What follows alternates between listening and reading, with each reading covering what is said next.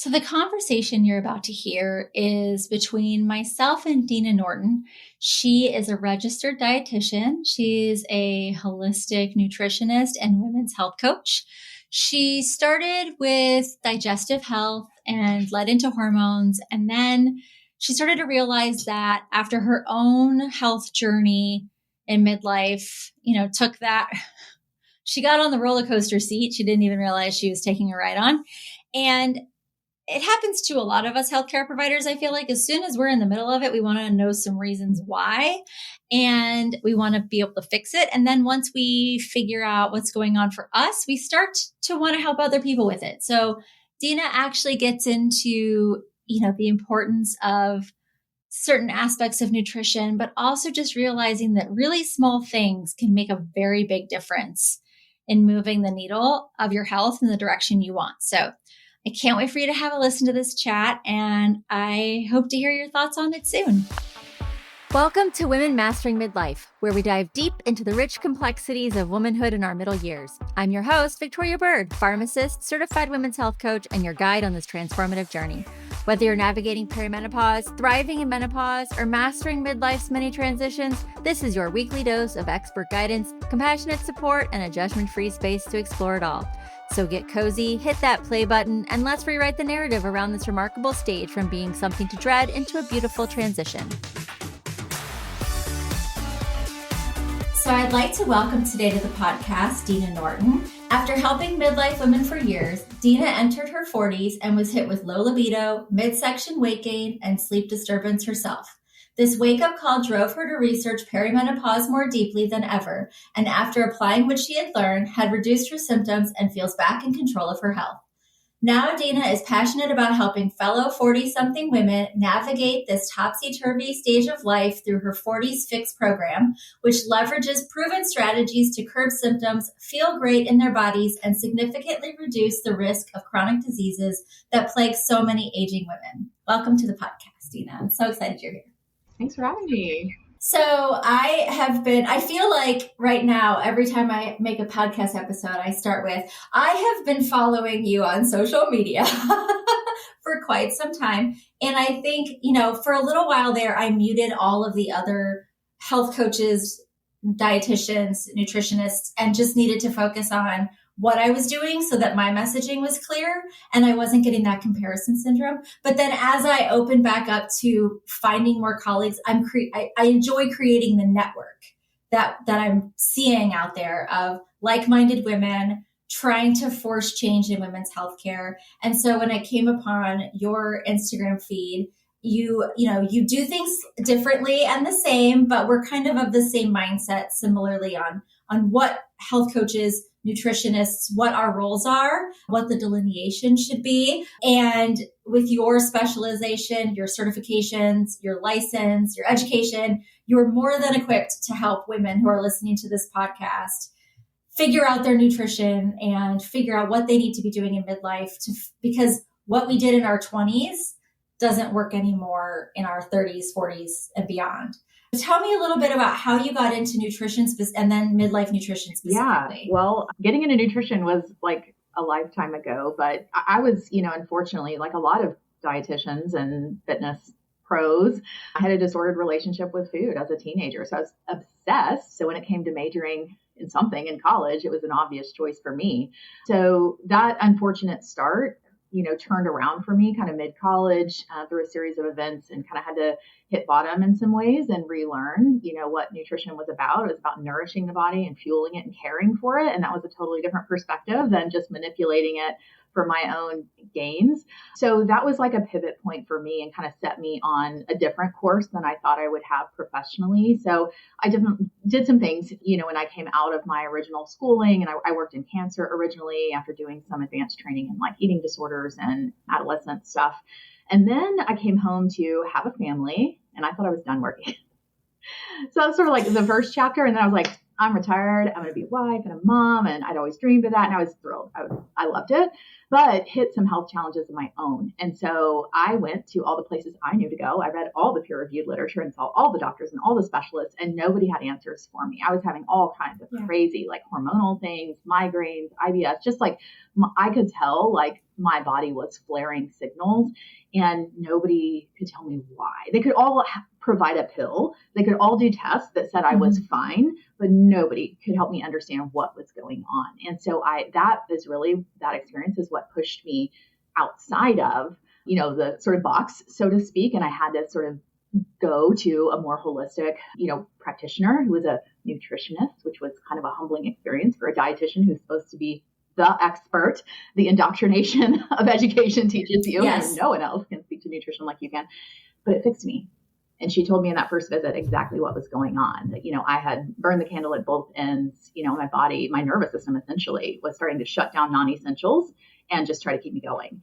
And it was causing all these crazy things. So I went through this big health crash experience, and that really opened my eyes to the power of the more like holistic sphere and functional medicine and getting at the root and all of that. So then I sort of came back and saw the same dynamic in all my friends. It was like, all of you all need this kind of support. Yes. So I've sort of like been at both ends, like inside the very conventional medicine box with my like early career and training, and then all the way out to the other side with the like, totally, naturopathic, almost anti-conventional medicine side of things. And I've gained from both of them, and so I'm kind of a centrist by nature. And so I like to pick and choose what resonates with me from anything that's valid. So really that framed how I practiced when I kind of re-entered and wanted to help people with all that I learned. It was really from that more like truly holistic lens of like, there's value in all camps. If it's legit and jives with like human physiology, I'm pretty open to it. Let's explore it, and use your own intuition and what we know from research and combine it all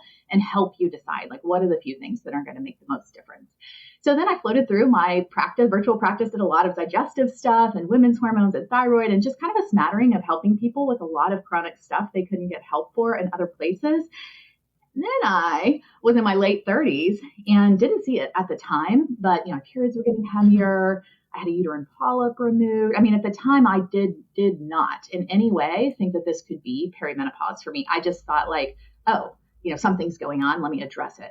So it wasn't until probably my early 40s, looking back on that, when I started to experience more things, like I started to get that like skinny fat squish just a little bit, enough that I was like, that's not really me. Like that's never been me. The libido is like just things, this is what women experience, right? It's like a little of this, a little of that. Wait, this other thing. Wait, hold on. And for most of us, it takes a few things that may not even seem related to be like, something's got to be behind all this. So that's when I was like, time out. And it's just my nature to like read all the things, learn all the things, get my answers. So I had to, for myself, like time out, go to the bottom of the rabbit hole. And like, I had worked in a breast cancer clinic years ago. Like I definitely have been around hormones and HRT and, women's health and all these things, but now I was feeling it. And like I had skin in the game. Yes. And I was looking at it differently. And of course we've had newer and I think better in a lot of ways, information and research and all of that available. So it was really like layering on a whole new level of education because I had to know like what was going to be best for me and what all my options were. And so I came up from that where I was like, all of you and you and you and you, it could be perimenopause. So, I'm 44 now. I'm still pretty early days, but I feel like the fact that, when you're in the health sphere and familiar with your body, you tend to be more in tune with like early signs. So I feel like I caught it early and I'm really grateful for that. But, all that I've learned and all that you and I are about, raising awareness in women, it's like time is of the essence. The earlier you catch this, the more it can be an opportunity and not like something that's happening to you.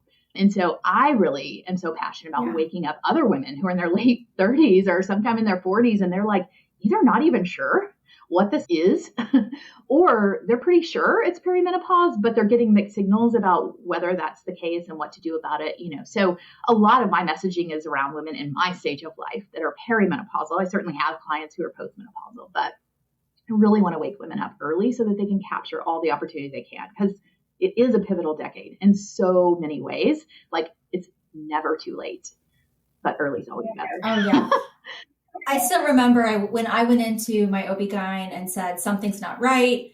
I was taking an oral contraceptive pill for years and was told all the time, like, you can take that every day. You don't even need to take placebos. You can take it till you're 50, then come off. If you don't have a period, you went through menopause. It's amazing. But then I was having this weird bleeding that I never had before, the brain fog, everything was attacking me, even though what I was taking was supposed to be like helping me with my symptoms. I think it was really masking the severity. And then I was having small things creep in. So when I came off of it, I was like, whoa, hot flushes, night sweats, brain fog, achy joints, the weight gain. Like I had never had a midsection before until now. And just little things started to creep in. And I would tell my friends and they're like, you're too young. I'm going to be 44 in June. They're like, you're only 40, 42, 41. And when I went to the doctor, they did the blood work and the thyroid is always the one thing I'm worried about. That was normal. And then she's like, well, you're not in menopause. And it's like, I know I haven't, I've had a period. Like I have one every 20 days or, and so they weren't listening to what I was asking. And so I had to dig in and I had to start doing the research. And we need to help women our age, but also the ones behind us so that they never have to experience being told you're too young, being told you're ridiculous. I was doing early onset Alzheimer's tests for myself. Like I was full sure I was demented. Like it was very terrifying. I was leaving the gas burners on in my stove and walking away for a while or, where are my keys? Where's my phone? Forgetting to pick up a kid that I never forget to pick up. And all these women are coming and saying, oh yeah, that's me. But they never talk about it until people are saying it. And then you hear the groups of the gaggle of women at pickup or at a sporting event. And then all of a sudden everyone's talking about vaginal dryness or low libido. And it's things you never just bring up and you don't talk about it to your doctor in the 10 minutes that you have. Whereas, that's why what you do is so important because you're taking that time for women to have the space to unlock all the things and put all those puzzle pieces together so they can come up with a solution for themselves. So in this stage of life, what are the things that you want midlife women to know about specifically nutrition and health? Yeah. So I think the first thing is more of a zoom up to 30,000 feet and where are you headed? Where do you want to be? And then let's reverse engineer it. Gone are the days. Can we all just say we've done it enough where we're just grasping at the quick fix and grabbing at the most extreme thing? And I want the pounds off yesterday. I'll do anything. I have to fit into that in 8 weeks. We've all done it. It doesn't serve us. It may get the physical results. They never last. It does all kinds of things to our head and it does not help our bodies or our relationship with our bodies. So can we just set that kind of mindset aside and then instead future cast? Because, a lot of this is happening to us. I think just naturally as we enter and move through these stages, we are thinking more about the future. We are letting go of things that no longer serve us. We are more about substance and what's sustainable. And I think we need to apply that to nutrition too. If you get on a train, because it's summer vacation, you don't just go to the train station and say give me a northbound ticket. I don't just want to get older and hope I get to the right place. I want to be on the train going to the right state, the right city, the right station within that city. And by the way, I want it first class.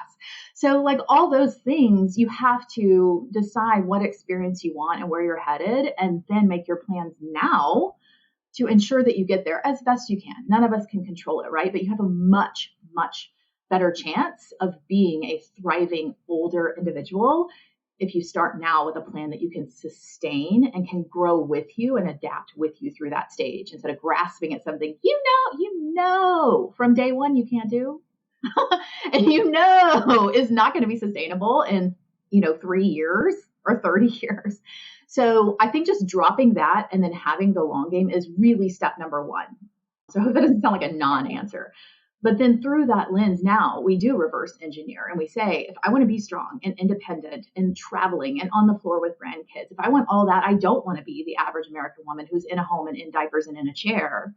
Okay, I have to, choose the right nutrients and order my fitness and work within my relationships and my spiritual life, and all that goes into it. But if we zoom just into nutrition, I would say, if I'm really focusing on the highest ROI for now with an eye to the future, I would say for most women, they really do need to increase the protein, focus. And this is a headline everywhere now, right? Like there's much awareness about the value of protein, which is fabulous. But like, let's get granular, because what I find is most women know the headlines. They're consumed. They're boiling over with all the information. They do not know what to do with it. And they don't know how to just like take a step. Even if it's messy, they're in analysis paralysis. So if you're going to focus on protein, this is what it looks like. Certainly as an aging woman, but I say let's get started on those numbers and those efforts right now. So the aging literature would say get aggressive with protein, because you have to like feed more to get the same amount of good out of it when you're older. I'm talking older. That's really not starting yet, but I think we can sort of preempt and plan for that. And also, if you're going to have muscle mass as you get older and counteract that natural loss of muscle that's happening year over year over year, if you're not building it, you have to give raw ingredients for the body to take and create muscle. So without enough protein, you're very limited in the muscle that you can maintain, much less build. So I really would advocate for like the muscle-centric approach of nutrition and aging. So, what that looks like, I think the like quick and dirty, a gram per pound of desired body weight is a really good loose rule. I have to admit it is above and beyond any research I've ever read for like what you really need. Okay. It's definitely a next level. Most women I talk to are eating half that roughly. Some with all this awareness are getting closer to it, but let's just take the average woman, or maybe the little above average woman who's well-informed, who's really trying, and she's eating, 75 grams of protein a day and like maybe sometimes 90. That's fine. That is a fine place to start. But I would say like, can we break that down? First, you have to be aware of like how much protein is in foods, and that may take some like attention to details and learning about nutrition. And some people are more or less comfortable with like numbers and, that kind of intellectual analysis of food. So you can do it visually, like proportionally on your plate. If you have like protein food, I mean, if that's like a good quarter of your plate, a good like full size of your hand, I mean, that's a good amount of protein. If you do that twice a day, and then breakfast, maybe something else, sometimes a yogurt bowl or a smoothie or something else that doesn't look so much like a piece of flesh on your plate. Or you can look at the numbers, you can Google things, you can use an app, you can look at the nutrition facts panel, but you probably, if you break that down into 3 square meals, are going to need to get 30 plus, I would say in many cases 40-ish grams of protein per meal. So it may take some like spending some time getting used to that. But I would say if you can like work with those numbers or visually those proportions, and if that feels overwhelming, just start with breakfast and spend a week or two or however long it takes for you to get comfortable. There is no rush. We're in this for the long game. So I don't care how small the steps are as long as they're happening, But if you wanted to break that down, maybe start with breakfast. And for a week or two, you really work to hit that 30 to maybe even 40, if you're going to get real serious about it, grams per meal. Once you're settled there, okay, now focus on lunch. Maybe you have a 10-gram gap, not so bad. Spend a week, get solid there, then work on dinner. So take your time, do it well, and do it in a way that you can sustain. If you run into roadblocks with like, oh, I feel like I have a brick in my belly, I can't digest this. Okay, ding, ding, ding. We need to look at what's going on with digestive capacity. That's something we can go down the rabbit hole on, but we don't want to just like try something and then, ooh, it's uncomfortable, or I don't like it, or I'm confused. And then we back out of it and we let it go. This is something, the protein is something you have to push into. You don't have to be as aggressive as I'm recommending, but you do have to do better than most people are doing. So I would say, according to the literature, I could make a pretty solid case for like 0.7-ish grams. I would still say 1 gram, because I think it really sort of covers your base and then gives you some extra like help with some other areas. Like protein is extremely satiating, really helps stabilize the blood sugar. So these are things that women struggle with as well, right? Like feeling hangry between meals, or always wanting a little something else, or being like moody or hippy dippy feeling with their energy levels, feeling like they're overeating somehow, but they feel like they're not. Sometimes just having that really solid anchoring protein, if you focus on that one thing, I've had clients that like that helps them lose a little weight, that they needed and wanted to lose, or that helps them not be thinking about food all the time because they're always that little bit of edgy, I'm not finished, I want something else, but I don't feel like I should. So protein really does like pull a lot of midlife levers for us. And I mean, we do have some data for women who are interested in like body recomposition or fat loss. I mean, there's some data that just the protein component alone, I learned this from Bill Campbell recently. I mean, we have some human study now that suggests that just eating more protein can increase muscle fat and decrease body fat, increase muscle mass, decrease body fat. Yeah. And women may not see the number on the scale. We won't talk about scales, but if you are one of those, biggie, but yeah. If you get on a scale every day and you say, I'm eating this protein and I'm not seeing the scale move, but your pants feel better and your shirt feels better, or you just feel better in your skin, it's because your body composition is changing. You may not see the number on the scale, which is such an ambiguous number. I don't know how I feel about scales. I have a love-hate relationship with scales. And a lot of women they refuse to get on them and they just judge by how their clothes feel. And they'll notice that if they eat that protein, if they're more protein forward after time, the clothes will feel better. And it's not even just, I want to stay in my jeans. It's like, oh, when I'm sitting for a long period of time, I still feel comfortable in my jeans, whereas I wouldn't, So those are things that women can see change just by adding the protein. And then also one of the things that you were saying is you're thinking long game. And that made me think of, well, especially for women, your appetite starts to diminish as you get older. And so then if you're eating more protein forward meals now, and that becomes your lifestyle, your habit, it's ingrained in your brain, then you're still maintaining better muscle mass as your appetite is declining because you're having more protein forward meals. Just because it's part of it. Yeah, habituation, I think, is a big piece. Then you have like dentition. I mean, there are all kinds of things, right, that become a challenge as we get older. But prevention, what is it? An ounce of prevention is worth a pound of cure. I mean, that is so true with like the typical aging story. So much of what you see in the typical American aged adult is about nutrition, fitness, and lifestyle. And if they had known how to shift some strategies at this age, they could have had a very different outcome. Many of them. I mean, nothing is 100%, right? But if we look at the research on how to live a long and vital life, muscle and strength is a huge part of that. Oh, yeah.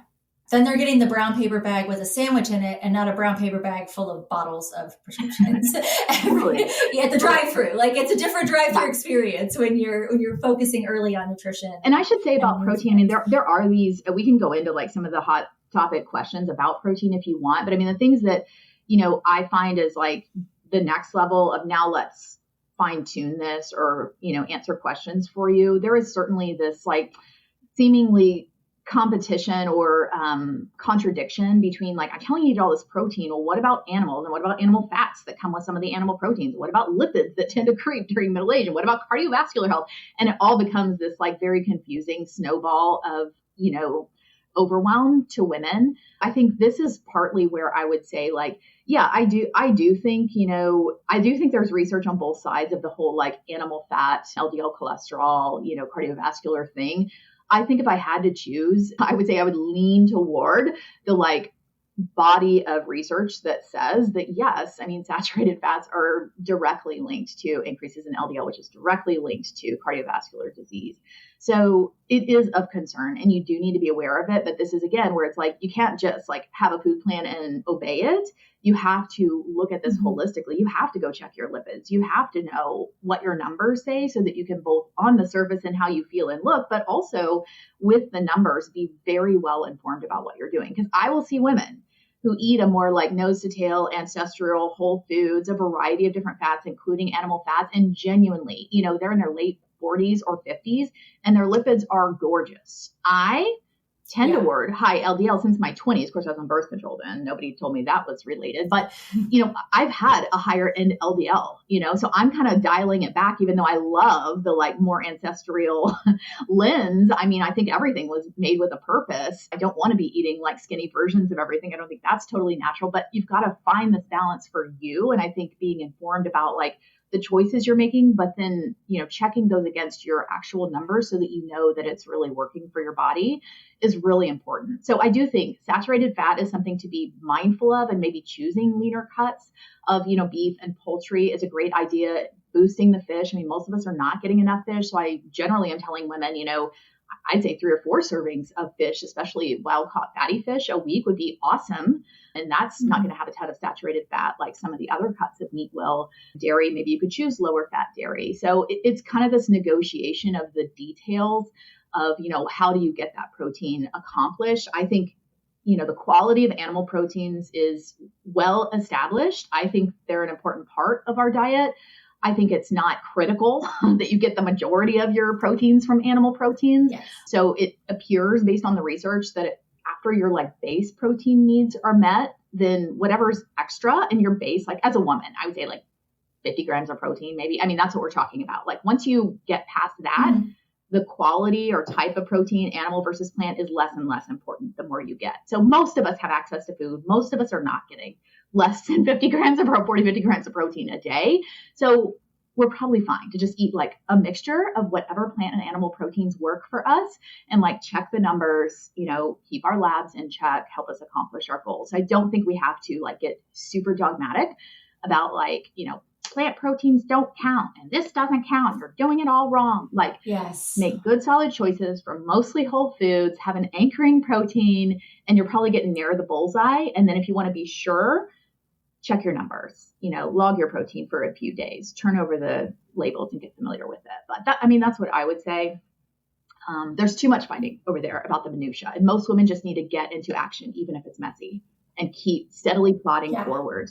Yeah. That's the protein story. Yeah. And I think, you know, one of the things that you talk about when you are working with midlife women is that you want their program, whatever you're doing, to be simple, sustainable, and strategic. So let's walk through like those three things, because also, you know, if somebody doesn't eat a lot of meat, then when you're working with them, it's slowly incorporating it, keeping it simple, making it something they can do long term. You know, it's not women need to overhaul everything tomorrow and have a completely new life, because that's not going to work. I would say like, so what have you found? This? Like, because Instagram anyway, which is where a lot of us hang out, it is so loud. Like I have 2 degrees in this. I've been doing it for 20 years and it's loud for me to sift through all the stuff. Yeah. So you're probably doing a lot of things well. So start with that. We just want to be like, you know, add the strategic shifts. Like there are these few very strategic shifts. Protein is one of them, which is why I mentioned it, where most women are just not aware that in this stage of life, we really need to lean into that in this way. But probably many of you are making a very solid effort and doing a lot of things well. We just want to be focusing on the few simple strategic shifts to get you optimized, essentially. So I'd rather assess someone and help them with these few simple strategic shifts to layer on and give them very clear, like half steps even to just work through those and accomplish those, then like, here's my special meal plan diet. You have to do all my workouts, like do what I say every day. And you have to like follow the program, because again, I mean, that mindset just sets you up for pass or fail. It's binary and you don't even understand why you're doing all the things. And guess what? You probably don't need to do a good bit of them. But it's really kitschy. Like, here's my thing, XYZ free. You have to follow these rules. You can't eat at this time. It's all these special things so that I have a special way to help you accomplish what you could do very simply if you're really strategic. Yes. Well, and those programs and plans, you can find one research article anywhere that agrees with what your plan is going to be. And so I think that sometimes women feel like, oh, this is scientifically proven to work and they're selling me this. Or, you know, I think when you can say to yourself, I can do anything for 4 weeks, or I can do anything for 21 days. I can do anything for 6 weeks. It's like, well, but then where are you at day 43? You know, where are you past that point? And so, like you said, keeping it sustainable, simple, strategic will really help you look at 80, because looking at 4 weeks, looking at your summer bikini body, looking at, you know, fitting into your New Year's dress, those things don't work anymore. And like, you know, there's something about human physiology, you know, probably dopamine and all that. Like we all like a short-term goal, right? And there is that feeling of like, sometimes I just need a jump start. Sometimes I need to get back on track. I need a little extra motivation and a system and a structure. Awesome. That's great. Okay, but let's make sure that it's something that's at least in the right direction. And if you're going to do something, like, you know, I'm very open. If someone comes to me and they're like, I'm doing XYZ plan, and I'm like, you know, a couple of the components of that you just don't need, and whatever though, if for right now it's motivating you, okay, well, let's figure out how can we work with that. Make sure that it's a bridge to fill in the blank. Like, what is next? What is your exit plan? What is your transition strategy? Don't just do what most women do and sign up and go full in and then fall off a cliff at day 31. Like, don't do that. Don't set yourself up for that, because the mental and emotional roller coaster that perpetuates, much less the physical ramifications. You know, we have tons of data on serial dieters at this stage, right? Like, very well established that what happens time over time is that you decrease metabolic rate, you lose more muscle than you want, and you tend to regain the weight, generally largely fat, in the end anyway. So like just save yourself all of that. And if you're going to do something that's a bit beyond your reach, know that going in with eyes wide open, and then have a plan for that like third week instead of waiting till week 4. Like, what baby steps are you going to set up so that you have a transition plan into something that is more sustainable or something that is your next step? Like, make yourself a soft landing on the other side. Yes. Get some help if you need to do that. Yes. So, yeah. You need a parachute before you jump out of that airplane. You know, like let's. Yeah, because sustainable we've ridden the airplane. Like, I routinely tell people, like, I do not have A++ nutrition because nutrition is a tool to live my life. Like, it is not the end. And if nutrition were my goal, like perfecting nutrition and being a fitfluencer, if that were my goal, and it has been my goal, I mean, this is what I know about myself. I have lived that life where it controlled everything. It was like a background tape in my mind constantly. Numbers and this and that and rules and good or bad. I've lived that. No, thank you.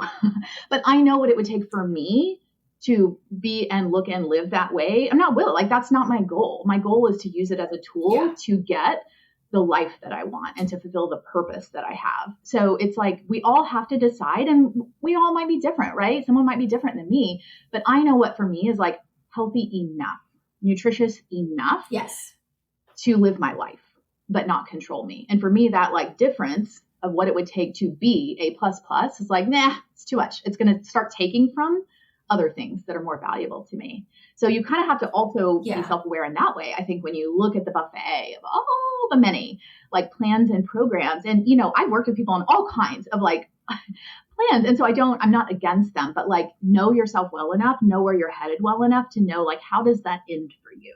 And if it ends well, amazing. But if it's going to start detracting from other things that you value more, we really need to be careful about it, build in some supports, or come up with something different for you.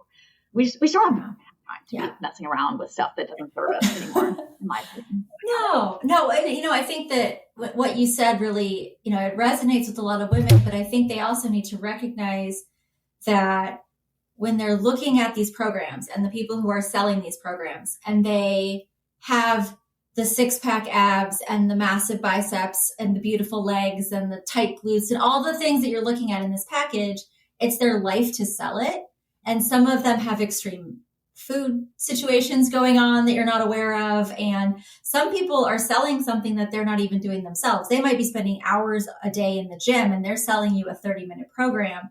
But also at the end of the day, do you really want to do what it takes to be that dialed in, to be that restricted? Because I know for me personally, I would think to myself all the time, like, oh my gosh, I want to look like that when I'm 40. Like at 39, I knew I'm going into the best fitness of my life. And I was miserable. Like I was hungry. I was neglecting things. Like when we would travel, I wouldn't pick the food on the menu that I wanted. I would pick the food I think I should have because it fits my plan. And like, if you're going to Florida, have the key lime pie. If you're going to Italy, eat the pasta. Like, life is far too short to look at everyone around you enjoying and savoring life while you're mentally fixated on like, how does this fit into this tiny box? Yeah. And I'm sure there are a small percentage of people, even, these, big accounts, I'm sure there are a small percentage of them that really, truly are very healthy. And it's, it just comes a little easier to them, or they can do it without that sort of mental, tug of war. But the vast majority of women I have worked with, hundreds of them over the years, and myself included in that, like, it doesn't work that way. It's not that clean of a cut. And so I think, again, it's time in life to like not force yourself into positions that, are like truly deeply unhealthy for you. That's not health, So And what's important to you? Yeah, like is the way you look in a bathing suit more important than having the strength and functionality to swim or hike or kayak with your family? Maybe not, in a tiny bikini that you once wore when you were 20. And let's talk about this uncomfortable truth. I have some slides in my program. It's always so shocking to women. But if we look at the research for like longevity, which is what we all want, like even if we want the bikini now, okay, fine. But we would all agree, like I do want to live a long, healthy life too. Well, if you want that, guess what weight status you are? It's not a six pack. Okay. Like for women, it really falls into that like mildly overweight category. That is, according to longevity research, the best place to aim for. So you're going to have a little squish. You're going to. Your abs that you like, I have a physique that like, I always have abs that show. I remember my mother having abs that show, and she was like trying to walk most of the time. She was not like a fitness person. It's just my physique. But like, I know what it takes to get like a six pack, even for me, even in that kind of body that naturally, is muscular. And it's going to take more I'm going to have to cut so much and have so much focus and so much head noise about the food that I would have to get to an unhealthy place from like a total body fat percentage and from a mental emotional percentage. But yeah, if you look at statistically, I mean, the people with the lowest, death rates, the longest life, they tend to be like slightly overweight. And we know that's protective for females. And with regard to bone health, I feel like we need more data to evaluate like how else is that more protective for females. So, probably who you're visualizing as your ideal, because most of us do have a picture of someone else as our ideal, probably who you're visualizing, if you held it up to body, sort of images of what underweight, quote unquote, normal weight, overweight and obese is, you're probably after someone who's underweight. I bet most people listening to this are like the person they have in mind is actually underweight and probably a lower body fat percentage than is healthy for a female. So yeah, well, it's just food for thought. For me, the mindset shift really came when I stopped looking at like, who do I want to be? And I stopped looking at someone who's 10 years younger than me and started looking at like Hepburn when she aged, like that's what I'm thinking. Like, I no longer think 10 years younger. I'm thinking 20, 30 years older, and watching these women and actually following accounts of women in their 60s that are wearing high fashion. And, they have these accounts of like, be who you are. They show wrinkles, they show a normal body, and they're living their best life. And they're writing books and they're traveling. And so we all need that mindset shift. And I think that's one of the things I really wanted to do with this podcast, was to just amplify voices of people saying, we are not done. We're just getting started, and we need to do it in a healthy way so that when we are 70, our kids are looking at us like, whoa, I can't even find grandma for you to play with because she's too busy, like off running her best life sometimes. So, I think those are things that are important. And one of the things that you talk about in your 40s Fix program is also the synergy of a holistic approach. And so can you talk me through a little bit of what your program does for women, Yeah. 40s? Let me touch back on nutrition. Yeah, you could tell I'm like, I always feel holistic. Like even when you're like, tell me about food, and I'm like, and then all these other things matter too. Yes, I will get to that. Yeah, I will say like back on the nutrition stuff, just briefly. I mean, protein kind of is like the main focus because so many women could do better there and it will help in so many ways for them.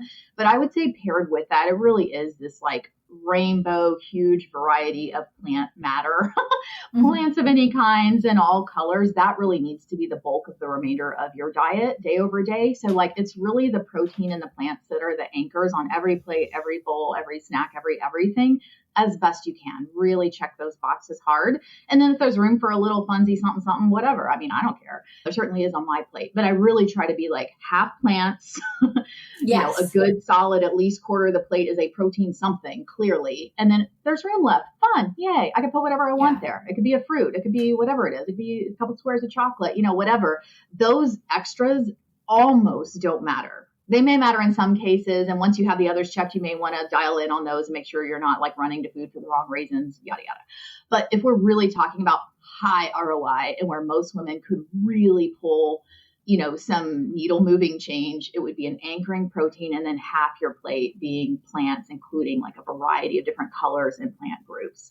So lots more detail I could go into there, but that's what I would say as far as visually for nutrition. Okay. Yeah. And then just making sure that you're eating when you're hungry and for the right reasons, and not at all these other times that we eat and chasing after food to fulfill other needs. Yeah. So that's nutrition. But if I put it in context of like the whole thing, I mean, because you have these, I think a lot of women who come to me, maybe a lot of women who come to you, they kind of want to do things naturally as best they can. I'm there too. Mm-hmm. Totally. Yes, for sure. So they kind of, whether it's through personal experience or just their perception, have a I'd rather avoid the medical system. I'd rather avoid medications. I'd rather avoid whatever they perceive to be not natural. And that's great, wonderful. We can do so much with nutrition and fitness and sleep and self-care and all these natural things. They are the foundations, I think. But at this stage of life, it is not time to divorce the medical system, ignore your labs, never check anything, never go to the doctor. It's not time for that. That's another, I think, mentality that some women, not all, need to kind of repair that relationship and restore their confidence in a few select, well-aligned healthcare providers, other practitioners who can really round out this holistic, multidisciplinary team for you. You cannot do this on nutrition alone. I wouldn't advise it. Anyway, I'm sure if you could, I wouldn't advise it. Yes. And if you do have a traditional healthcare provider that doesn't align with your approach and your desires, it is okay to say this OB-GYN that I've had for 20 years who birthed my babies is no longer serving me, or this GP is no longer serving me. It's okay to, I sometimes feel like we're too polite, and we feel like once we have one, and also in the healthcare system, a lot of times it's hard to find one that's taking new patients, but it's okay to look. It's okay to say, I need something else that aligns with what I'm doing. But I completely agree with you. We wouldn't say food fixes everything or lifestyle fixes everything. But also on the flip side of that, women who do want, if they do want to see a physician for hormones, but they also still need to work on the other stuff. Yeah, they go hand in hand.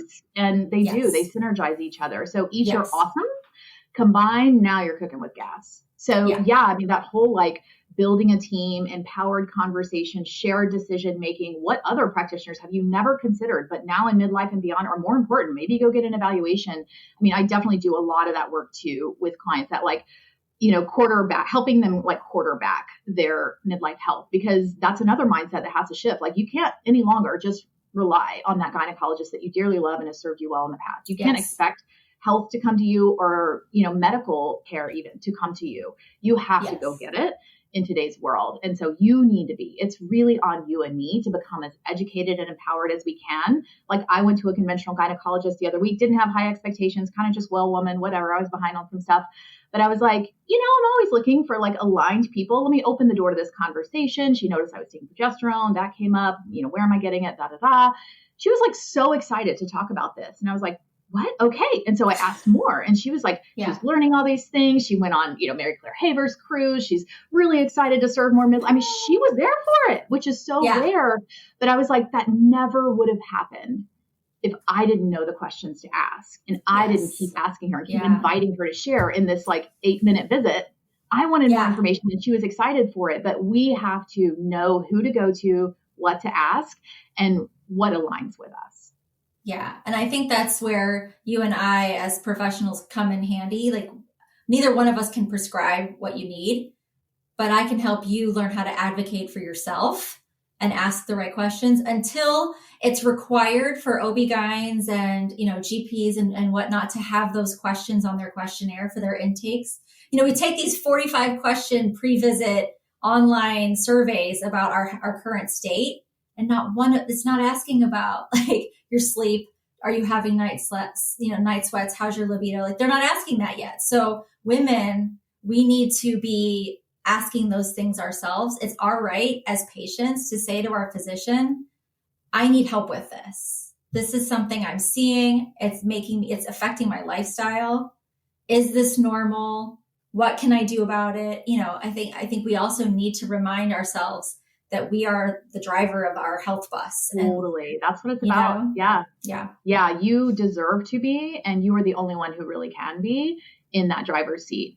I sometimes tell people you're having tryouts for this team, you don't have to take everybody. You should know what questions to ask, and you should vet them, and they should be experienced and expert in midlife, but they should also align with you. There's lots of ways to do this. And I personally believe there's no one right way. No matter what dogma you hear from whomever out there, whatever they tell you, there are more than one right way to do midlife. And there are lots of different providers and prescribers of all different stripes who can help you with that. But the only way you know where to go is if you're empowered to go there. And I'm a big advocate for helping women. We order labs, we interpret them, we teach you the nutrition and lifestyle. You should be covering all this groundwork yourself so that when you go to the doctor or whomever your prescriber is, like you aren't expecting more from them than they can give. Ask them what they're expert in, and you cover these other bases with other providers or on your own. Or that's the whole point of a multidisciplinary team, is you're getting expert advice from each of these different experts, not relying on one person to like take you where you want to go. It generally doesn't work that way in this stage of life. Yeah. It's okay to have a dietitian and an OB-GYN and a menopause specialist and a GP and, you know, you can't. And pelvic floor. And I mean, there's just so many things. Yeah. And if honestly, you want to try acupuncture. Totally. You know? I mean, yeah, it has merit. Yeah. And that even can feel overwhelming. So again, like that's where you need, like, you may need a guide, you know, a coach, someone who, a book, even a podcast. I mean, maybe you're more of a DIYer and you can go out and grab all these resources that are out there. But I would just say for the woman who's not, who knows herself well enough to know that that is so all the options are so overwhelming to her and she is stuck in inaction, like it will serve you so well. It doesn't have to be me. Like hire some help, get a guide who can walk you through step by step by step, setting each of these things up in order. There's no rush. We just need to make sure we get it all arranged for you so you don't spend years of your life, you know, missing out on the opportunities that are there for you. Because so many women wait for everything to hit the wall and to be back against the wall, making these big, big decisions about their health. And there's just no need for that. The earlier, the better, for sure. You will feel in control, you will feel empowered, and you will have fewer symptoms. Yeah. And I think women who are listening also need to recognize that there are health coaches out there who are selling programs of workouts and meal plans and this and that. And then there are the integrative holistic health coaches, which you and I are more on that mindset of, let's talk about your helpers and healers. It's a bigger picture. There's lots of things involved and you're driving the bus. I'm just here to facilitate. And I think that's where a lot of people don't know what health coaches can really do for you if you find the right one, is that we're facilitators and we help you break down all the noise and the craziness out there to focus on what's your vision, like what exactly do you need and want, and make sure you're getting what you need from each of the people in your world. Yeah. So before we wrap up this conversation, I really want to get into like, what is your 40s Fix program for people who want to know about what it is that you provide women in their 40s? Yeah. So I do work with people one-on-one for all kinds of different things, but my 40s Fix program, I really feel is like the best thing going for women who are like late 30s, if they're proactive, or sometime in their 40s. Essentially it's perimenopause, but again, trying to like get it in front of the women who may not connect those words to their situation, but need this help. So it really is a step-by-step walkthrough of what I call 40fying, these kind of foundational pillars. Like now that you're in this stage, tweak your nutrition in this way. What about fitness, sleep, self-care? What about building that team? Let's check your labs. What do they mean? So it really is walking you through in a very systematic way, solidifying each of those areas. And then they're like next level, you know, if you still have low libido, weight gain, we have troubleshooting, you know, areas for that. We have a chat, we have monthly calls. You can book sessions with myself to review your labs and go deeper. So it really is like a perimenopause 101 that we all should have gotten and none of us did. And so it's 8 weeks, hot and heavy, but you leave that. I mean, statistically, the women who've been through it are 80% more confident than they were coming in about being in control, where they're headed, who's behind them. And then they're seeing all kinds of physical benefits too. Oh, that's wonderful. Yeah. So they can find that on my website, backtothebooknutrition.com/fix, or it's on my Instagram page. You can reach out if you want to know if you're a good fit. I'm a big fan of like having conversations and helping you decide if it's a good fit for you. So just reach out anytime. I'm a real person. I answer my own messages and we can hop on a call even if you want and decide if we're a good fit. Yeah. Cause I think, you know, the amazing, wonderful health coaches that are out there know this is a big enough space for everybody. And it's like shoes. Not every shoe fits a person the right way. And so there's somebody for everybody. Yes. That's really and that's important. Fun about the network. Like really, truly, I know Victoria's this way. Like that is really fun. It's fun as a provider to like know other providers because we kind of enjoy that like mind sharing and stuff, but also to be able to tell someone genuinely, like, that's not really my area, but I do have a colleague who totally specializes in this. So here's her information. Definitely check her out. Like it's a joy to me really to help people find what's going to help them because I'm here to help people. So if I'm not the right fit, as best I can, I will absolutely try to point someone to someone I know. Yeah. Well, it's been so much fun talking to you. I feel you're going to have to come back because there are so many, I think we could like spend an hour on just one thing. You know, like I feel like I could spend an hour talking about sleep or stress or, you know, there's so many aspects. Yeah, the weight issue. We didn't touch on a lot. So yeah, it's fun. I'd love to come back. Yeah. Yeah. And I think, you know, everybody says niche down. You know, everyone's like, make sure you define what your niche is. But we're so complex as midlife women. You can't put us in a box. And like physiology, I mean, health is it really is a whole person thing. So you really can't just ignore a bunch and perfect one. It doesn't work that way. Oh, absolutely. So for women who are interested in Dena's program, it is on her website, but also the tips, if you're not quite ready to dive into a program or you're not ready to have a health coach of your own, you know, remember 1 gram per pound of ideal body weight per day of protein. And also I would say desired body weight. Like desired body weight. Yes. Yeah. But yeah. And then also eat the rainbow. Like the other half of the plate should be the rainbow. Just eat when you're hungry, eat when you need to. Don't overdo it. Don't be munching all the time. I mean, that'd clean up a lot for a lot of people. Yeah. I think women just they're so afraid of protein. And it's like, but you don't understand, if you just increase your protein, then there's so many other things that fit into place. Like you don't want to eat all the time. It really is an easy button. It really is. For a lot of people. I'm all about the ROI, like never work harder than you have to in general, but in your health, I certainly don't. So you do want to pick these, like what's going to move the needle the most and do a few things first, get solid with them, see what you get. If you need more, go there. If you don't, lucky you, you know? Oh yeah. Yeah. My kids say that on my tombstone, they're going to put "eat your protein" in a quote with lots of exclamation points. And I think, okay, I guess I'm teaching them something way better than clean up your room. They will be good people and they will eat protein. Yes. So on that note, thank you so much for joining me. And we're going to have to do this again sometime. Thanks for having me. Thanks so much for joining me today. We'll be back next week for another episode of Women Mastering Midlife. Until then, find us on Instagram at Women Mastering Midlife and join my free Facebook community, Women Mastering Midlife, to continue our discussions. If you have any questions that you'd like answered on an Ask Me Anything episode, send your emails to hello@missvictoriabird.com.